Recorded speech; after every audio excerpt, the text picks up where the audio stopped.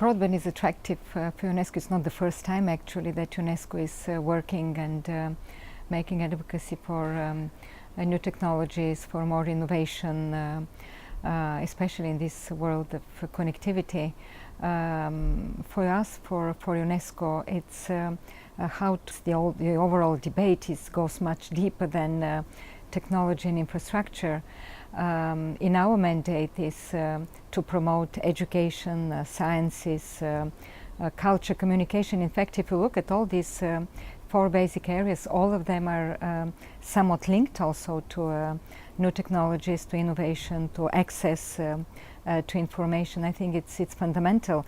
And of course, because nowadays we see that interconnectivity brings an incredible change in any of these areas. We cannot dissociate education from new technologies and communication and information from internet.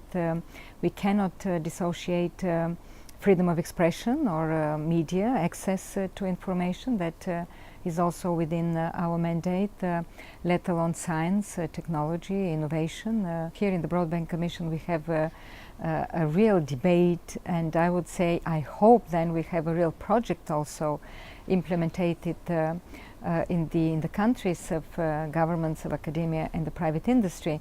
In fact, we do partner with the private sector.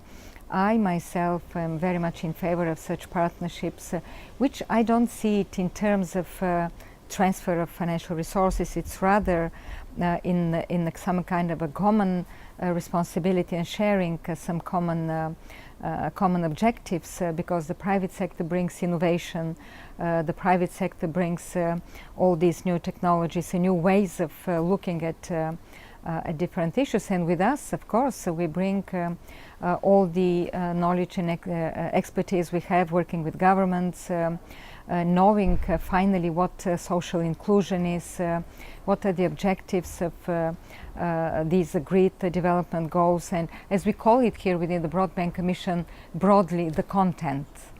So this is something very important for us. I think here the potential is enormous. We are just at the beginning of exploring this potential.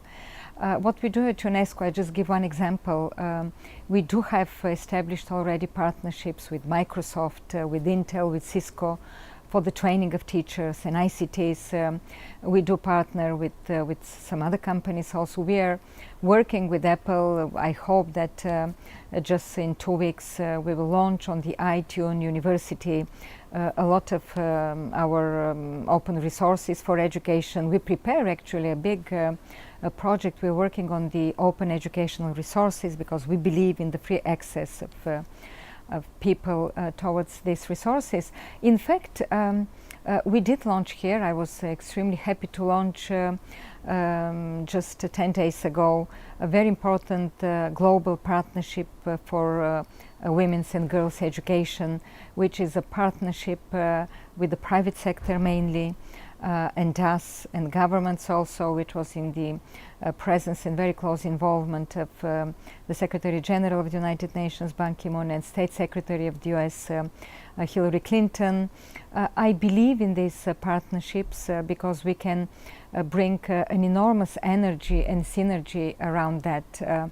And finally, to promote education, to promote gender equality, to bridge this digital divide, and not to let it expand, because we have discussed even here within the Broadband Commission that with the advancement of technology innovation, still the danger stays that instead of bridging this digital divide, it will be still increased. So I believe the huge advocacy and then translating all this into concrete action in the countries, especially in the developing and the least developed countries, it's hugely important nowadays in the world.